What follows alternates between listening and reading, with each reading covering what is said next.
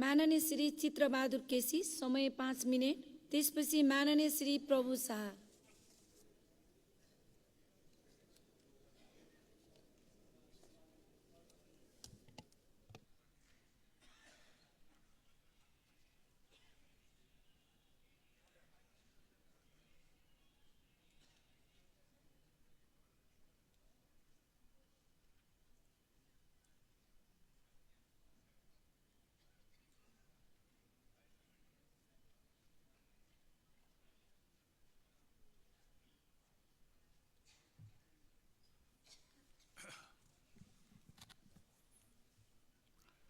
सम्माननीय सभापतिज्यू, आज यो वर्तमान सरकारले विश्वासको मत मागेको छ। यो समेत गरेर 3 पटक हुन्छ कि सायद विश्वासको मत मागेको। पोहोर साल पुस 9 गते काङ्ग्रेस र तपाईँ चाहिँ वर्तमान प्रधानमन्त्री बीचमा चाहिँ को प्रधानमन्त्री हुने भन्ने बारेमा ठुलो डिस्कसन भएको थियो। मैले उहाँहरूको अगाडि भनेको थिएँ, तपाईहरु दुईजना मध्ये जो बालकोट गए पनि राष्ट्रिय जनमोर्चाले तपाईहरुलाई मत दिन्न कसैलाई पनि। मैले चाहिँ बालकोटप्रति पूर्वाग्रह होइन, हाम्रो संविधान हामी आफैले बनाए बापत छिमेकीले नाकाबन्दी गराएपछि बालकोटको नेतृत्वले सरकारमा जानु पर्यो, यो थिचोमिचोको चाहिँ विरोध गर्नु पर्यो भनेर बिना शर्त म सरकारमा पनि सामेल भएको थिएँ। त्यति बेला पनि मलाई तीतो अनुभव भएको थियो।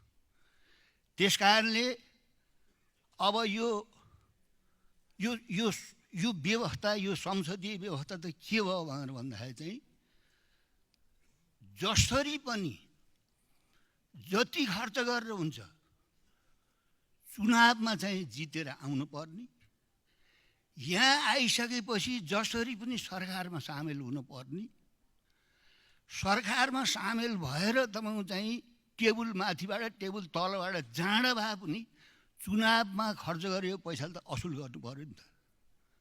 यस कारणले सरकारमा जानुपर्ने, समर्थन दिनुपर्ने, सरकारमा जान नपाए तपाईँ चाहिँ भट्टेश्राप गर्ने यो जुन प्रवृत्ति छ, यो संसदीय व्यवस्थाको चाहिँ यो चाहिँ नकारात्मक पक्ष हो। यसमा हामी सबै चाहिँ शिकार भएका छौँ। म अब लामो कुरा गर्दिनँ। दुईजना, एकजना अलिक गरिब मान्छे, एकजना घरमा खान पुग्ने, दुईजना भएछन् र माछा मार्न गएछन्। द्वालो दुईटैले थुने, माछा मारे, माछा एकै ठाउँ राखे, माछा खा धेरै मरेन। नमरेपछि अर्को अलिकति कमजोर मान्छेले के भन्यो भने तपाईलाई पनि छाक नपुग्ने, मलाई पनि छाक नपुग्ने, यो माछा मलाई बेच्नुस् भनेपछि त्यो चाहिँ अलि हुने खानेले एक मोहरमा तपाईँ चाहिँ त्यो माछा बेचेछ अर्को चाहिँ गरिब मान्छेलाई। एक मोहरमा बेच्यो, कहिले पनि त्यसले चाहिँ पैसा दिँदै दिन्न। माछा बेच्नेले के भन्दो रहेछ भने तिमी कति बेइमानी हौ, त्यति दुःख गरेर मैले माछा मारेर तिमीले उधारो लौ, पैसा त दिँदै दिन्नौ भन्दो रहेछ माछा बेच्नेले।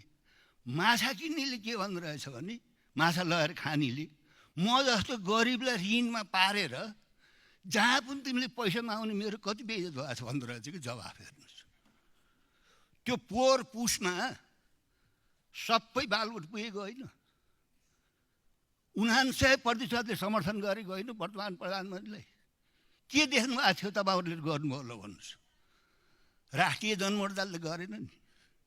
तपाईँहरू सबैले भन्दा राष्ट्रिय जनमोर्चाले वर्तमान प्रधानमन्त्रीसँग लामो सङ्गत गरेको छ, चिन्नछौँ हामीले। जब उहाँबाट बालकोटबाट फर्केपछि फेरि हामीले समर्थन गऱ्यौँ नि त। ल भन्नुहोस्, त्यसो हुनाले संसदमा भएको आफ्नो 64% मत, 6वटा प्रदेशमा आफ्नो सरकार, त्यसलाई बालकोटले के गर्यो? छाती हात राखेर भन्नुहुन्छ साथीहरू, त्यो ठिक थियो? त्यो भत्काउनु हुन्थ्यो? त्यो गठबन्धन बन्नुको कारण के हो? त्यस कारणले यो गठबन्धन भत्काउनै पर्ने चाहिँ जोड के हो भनेर भन्दाखेरि यसमा त काङ्ग्रेस छ नि त। सम्भव थियो 46 सालमा काङ्ग्रेस नमिसिए भए पञ्चायत फाल्न, सम्भव थियो गणतन्त्र आउन हामीले काङ्ग्रेस नमिठाए भए। मैले काङ्ग्रेसको तारिफ गरे होइन, काङ्ग्रेससित म पनि भुक्त भइछु। हेर्नुहोस् है, यस्तो सिद्धान्तको कुरा गर्नुहुन्छ तपाईँहरूले गर्नु भएन। यो 1 वर्षभित्र नागरिकता 2टा भएको मान्छे, पासपोर्ट 2टा भएको मान्छेलाई निर्वाचनले सांसद बनाएन। ल भन्नुहोस्, अनि तपाईँहरू वर्तमान प्रधानमन्त्री र पूर्व प्रधानमन्त्री 2टा भएर उप प्रधानमन्त्री र गृहमन्त्री बनाउनु भएन। मेरो यो व्यक्तिगत इच्छा होइन। जसलाई अहिले गृहमन्त्री बनाउनु भएको छ उहाँलाई चाहिँ सहकारीको करोडौँ रुपियाँ चाहिँ ठगी गरेको चाहिँ आएन यहाँ। तपाईँहरू योग्य, त्यसो भए त्यो उधार माछा खाने भन्ने कुरा मलाई अहिले घत लागिरहेको छ। तपाईँहरू त गति लाग र, म जस्तो गरिब टाट उल्टिया मान्छेलाई किन बेच्ने नि उधार माछा भने त। तपाईँहरूले के देखेर 99% तपाईँ चाहिँ भोट हाल्नुभयो पोहोर। तपाईँहरूलाई नि के थियो भने त्यहाँ समर्थन गरेपछि मन्त्री पाइन्छ, मन्त्री पाएपछि चुनावको खर्च टोटल खाउँ ब्याज उठाउन पाइन्छ। त्यो के गरेर सुन चोरेर भ्रष्टाचार गरेर गर्नु नगर्नु गरेर चुनावमा उठाएर फेरि 84लाई खर्च जो गर्नु पर्यो नि, त्यही उद्देश्य हो नि। राजनीति त्यस्तो हो र। त्यसो हुनाले कुरै फालियो, तपाईँहरू रिसाउनु परेन।